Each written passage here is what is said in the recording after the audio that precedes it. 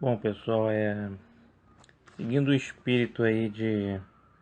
orientar as pessoas com uma palavra que tenha compromisso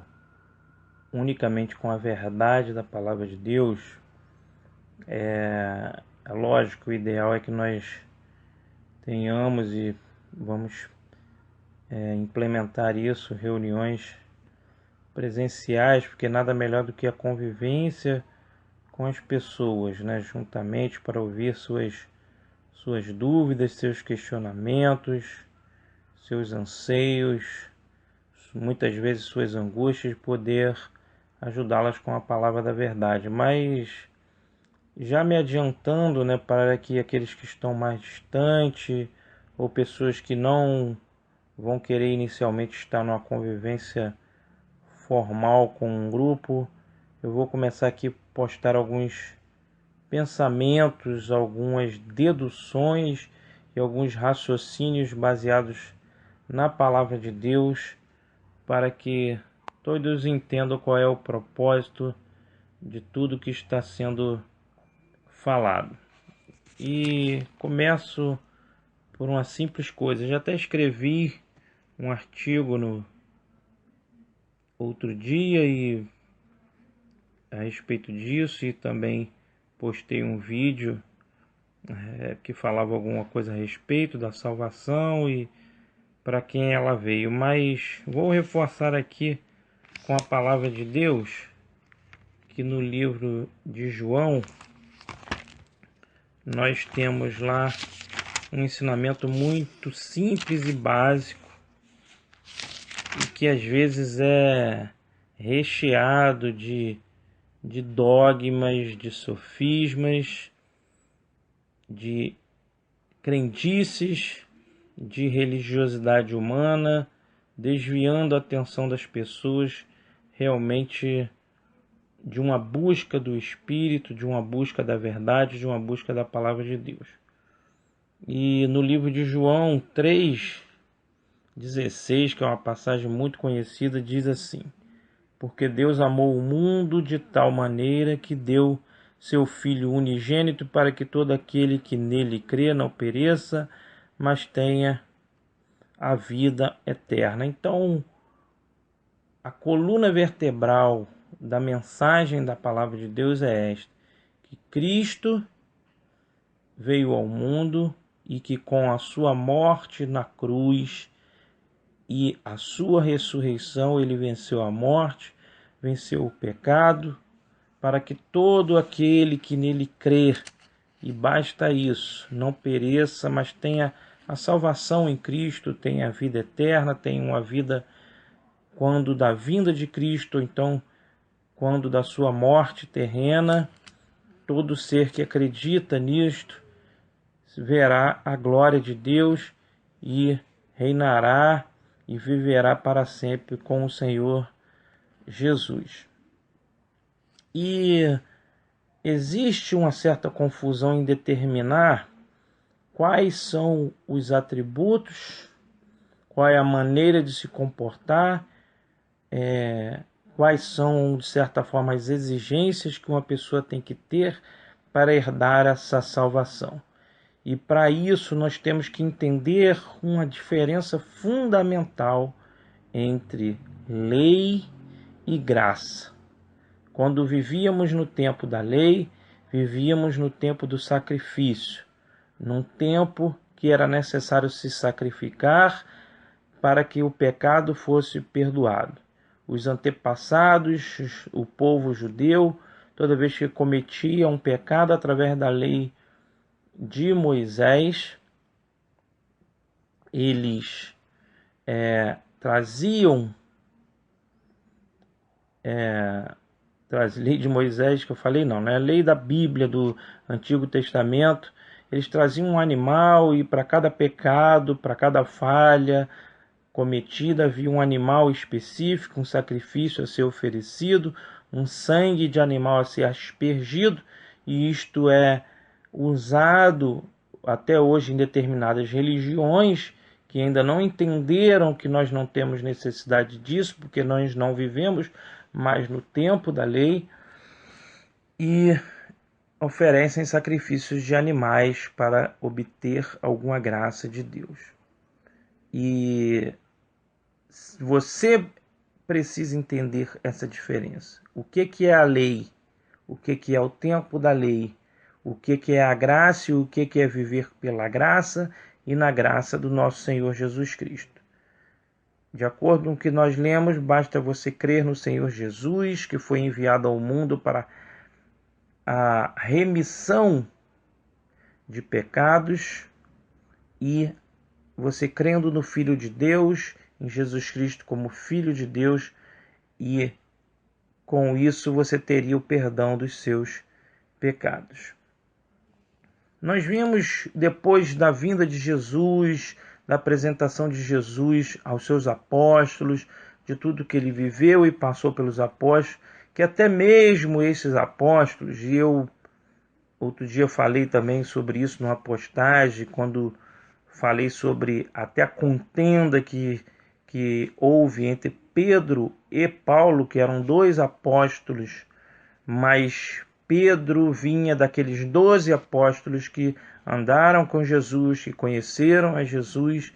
e Paulo, de uma maneira muito diferente e surpreendente, que nós vimos aqui no livro de Atos, e aí você vai entender o porquê dessa diferença entre lei e a graça, e principalmente qual é a função do apóstolo Paulo nisso. E é em cima desses ensinamentos de Paulo sobre a graça de Deus que nós vamos basear todo o nosso ensinamento, para que você seja livre de dogmas, livre de cadeias, livre de prisões espirituais que infelizmente as religiões como um todo aprisionam as pessoas, dando a ela doutrinas, dando a ela certos dogmas que elas têm que seguir para que se apresente como uma pessoa santa ou irrepreensível diante de Deus. E muitas dessas coisas que são exigidas das pessoas, elas não são necessárias, porque elas não eram argumentos e doutrinas da lei e que foram abolidas através da morte de Jesus Cristo e da instituição da graça de Deus sobre nossas vidas. E quem era Paulo, esse apóstolo que na realidade foi eleito por Jesus, escolhido pessoalmente por Jesus para orientar todo o povo que não era judeu, porque o povo que seguia Jesus e que se intitulava, pois assim era mesmo, de acordo com a Bíblia, o povo de Deus. Por que Paulo foi escolhido? Porque ele foi escolhido para pregar para aquele que os judeus não consideravam povo de Deus, porque eram gentios, porque não tinham nascido de uma linhagem judaica. E era necessário que alguém fosse instituído, e Jesus Cristo pessoalmente fez isso ao instituir Paulo. E embora todos os 12 apóstolos e outros discípulos que seguiram Jesus tenham visto Jesus pregar, tenham visto os milagres que Jesus fez, tenham ouvido as pregações e as parábolas que Jesus Cristo, através das quais ele ensinou, muitos não entenderam esse propósito. E Jesus veio até Paulo e pessoalmente instruiu a Paulo naquilo que ele deveria fazer. E não foi à toa que foi escolhido, porque Paulo vinha de uma linhagem judaica privilegiada, era um homem que tinha estudo, era um homem que tinha conhecimento do que hoje nós chamamos, né, o Antigo Testamento, ou seja, da lei, daquilo que a lei instituía. E Paulo, tendo todo esse conhecimento, na realidade usava isso contra aqueles que seguiam o caminho, que seguiam a Jesus. E tem assim a palavra de Deus lá em Atos 9, no versículo 23, que diz assim, tem até um título, né, colocado aqui na tradução, que é o perseguidor é perseguido. Aliás, vou voltar aqui um pouquinho, que fala justamente sobre a conversão de Paulo.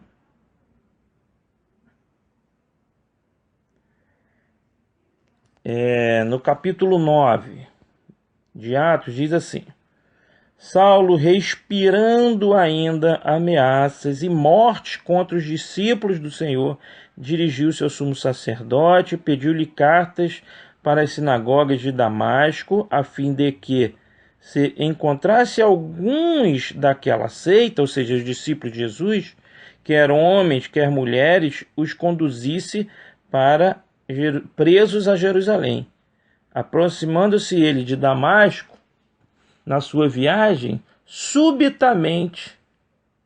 o cercou um resplendor de luz do céu, e caindo por terra ouviu uma voz que lhe dizia, e esta voz, toda a teologia bíblica, inclusive na Bíblia que eu estou utilizando aqui, que é a Bíblia Thompson, né? É uma Bíblia de estudo, ela já marca já o texto em vermelho, porque se considera que essa palavra foi vinda do próprio Jesus. E caindo por terra ouviu uma voz, que era a voz de Jesus, que dizia: Saulo, Saulo, por que me persegues? E ele disse: Quem és, Senhor? Respondeu o Senhor: Eu sou Jesus a quem tu persegues. Agora levanta-te e entra na cidade, e lá te será dito o que te convém fazer. A partir daí, Saulo, que era chamado Saulo, depois seu nome foi mudado para Paulo, ele ficou cego e ele aguardou alguns dias, né, para onde o conduziram, e recebeu depois a oração de um homem orientado pelo Espírito de Deus, recobrou a visão, e a partir daí Saulo já imediatamente começou a pregar a palavra de Deus, a palavra de Jesus. Então você vê que houve uma mudança que foi instantânea no homem, ele não precisou ficar estudando nada, nem conhecendo nada, foi uma coisa dada diretamente por Deus, é lógico, dada a Saulo, né? Por quê? Porque Saulo já era um homem instruído, já era um homem que conhecia a palavra. Ele já era de uma linhagem de pessoas instruídas pelos grandes conhecedores do clero judaico daquela época e detentor de todo o conhecimento da lei de Deus, da lei que permeava o Antigo Testamento, a qual o povo judeu seguia. Só que a partir deste encontro com Jesus, ele mudou o seu pensamento e passou a entender de uma forma mais clara e espiritual qual era o propósito de tudo aquilo que os antigos tinham escrevido para o povo judeu. E a partir daí ele passou a pregar que Jesus Cristo era o Salvador, que Jesus Cristo era aquele que veio para nos salvar, para nos remir de todo o pecado. E nós queremos justamente fazer com que você entenda que esse ensinamento faz com que nós tenhamos toda uma mudança de atitude, porque passa a ser diferente também a partir do momento que nós conhecemos a Jesus e vivemos pela graça de Deus, que nós não vamos mais viver através da lei. E, infelizmente, existem pessoas que leem a Bíblia, lendo os evangelhos e até o Antigo Testamento, e confundem, né, esse tempo antes da lei e pós a lei, e vivem a sua vida cristã baseada no que a lei diz e não no que a graça de Deus nos revela. E lá, para terminar essa parte do vídeo, mas vou continuar na segunda parte, nós vemos em Efésios, né, no capítulo 3, ali, no capítulo 2, no versículo 8, que diz assim, ó, para terminar, e continuo depois: pois é pela graça que sois salvos por meio da fé, e isto não vem de vós, é dom de Deus, não de obras para que ninguém se glorie, pois somos feitura sua, criados em Cristo Jesus, para boas obras, a quais Deus preparou para que andássemos nela. Então vamos aprender isso. Continuamos no próximo vídeo com esse ensinamento.